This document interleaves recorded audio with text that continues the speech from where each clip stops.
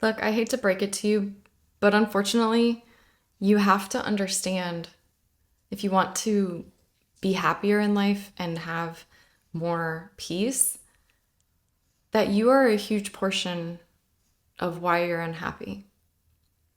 I'm not trying to say blame yourself and go down that rabbit hole, but being aware that part of it is within your control. Yes, things happen to us that are out of our control, but we're always responsible for how we react to it and the thoughts that go through our head. So, our thoughts that, yes, we have probably been trained to think a certain way from childhood. I understand that those are difficult to change and not necessarily your own original thoughts, but they are within your control. And I'm going to explain how. We think thoughts. And because we're so used to just letting our brains run the show on autopilot, oftentimes we don't stop and question the thoughts that we're thinking. We just let them be there and let them ruin our day and let them dictate how we behave. And we believe them. We believe that they're true. But just because you are thinking a thought, just because a sentence goes through your brain, doesn't mean you have to engage with it. It doesn't mean that you have to believe it and let it dictate the rest of your day, how you act, how you treat other people, how you show up in the world. Begin challenging it. Okay, and this is a good portion of how we shift our minds. Challenging your thoughts. Try to sit back and observe the sentence that is going through your brain, because that's all a thought really is just words put together that run through our head. That's it. And then they create emotions, which are just sensations in our body. And we let that control our moods and the way we show up. And then that creates our behavior, or creates our outcome. Because we behave a certain way, and then we attract certain things into our lives, and we get outcomes. So take this knowledge and let it work for you, not against you. Because you can't stop your brain from thinking, but you can begin to shift what your brain is thinking. And start challenging it. You know, when a negative thought goes through your brain, ask yourself, is this really true? Is there any evidence to the contrary? Or where did this thought come from? Is this really what I believe, or is this just what I was taught to believe from my parents or my grandparents or whoever raised me growing up?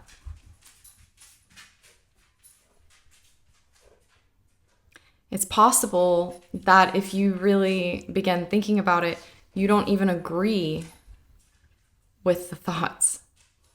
You might just think that that's the only option you have because it's the only option you've ever heard, because that's how your parents thought or whoever raised you. And so they just instilled that in you without you ever challenging it or knowing any different, knowing that there was a different way to look at something. So it's also having mental flexibility and understanding that our brains are plastic and they're moldable.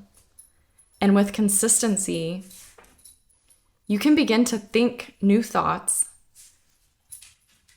And so if you have the option to choose some of your thoughts, why not choose more positive ones, more loving, kind thoughts towards yourself and towards other people? I mean, doesn't it feel better when you think more responsibly and give people the benefit benefit of the doubt. Give yourself the benefit of the doubt. Doesn't it feel better than going down a negative rabbit hole, beating yourself up, assuming that everybody else has it out to get you or is judging you? Doesn't it feel better to have a more positive outlook? So why don't we often choose that? I mean, think about it. Why don't we choose to think happier so that we can feel better, so that we can have better? I challenge you to start challenging your thoughts and intentionally choosing a more positive outlook. Shift just little thoughts and see how you begin to feel over time. You have to stay consistent with it. It's not something that just happens overnight, not at all. Start with small shifts because our brains don't like when we just go 0 to 60. It's not going to believe it. You know, if you go from thinking you're not lovable at all to I'm the most lovable person in the world, your brain isn't going to necessarily believe that. So we have to start really small. And then once your brain starts to believe that little thought, then you can increase it a little bit. You know, have the ideal thought that you want to believe to get you the outcome that you want, and then take the little baby steps. You know, each time you change it, you're getting closer and closer to that ideal thought, but in baby steps. That way, it's bite-sized chunks for your brain to adjust to, because our brains will resist. If we try to change the way we think too drastically, there will be a lot of resistance because it just isn't completely believable. So our brains will fight back, and usually that's not going to work out. That's going to work against us. But if you just challenge your thoughts in little baby steps, consistently though. So every time whatever thought you're trying to change comes up, you have to be aware of it and immediately tell your brain that that's not a helpful thought and that I prefer to think this thought. And then you insert that new little baby step towards your ideal thought. And you have to stay on top of your brain because it will find sneaky ways to go back to the old thought because our brain's like familiar. And we're humans, so sometimes we like easy too, and sometimes it's just easier to think the thoughts that we've always thought, even though they're creating our unhappiness and our inner turmoil.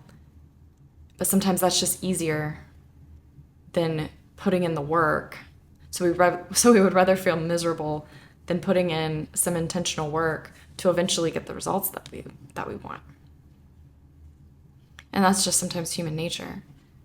But I'm here to tell you that it can be broken and it can be changed. You can shift your mindset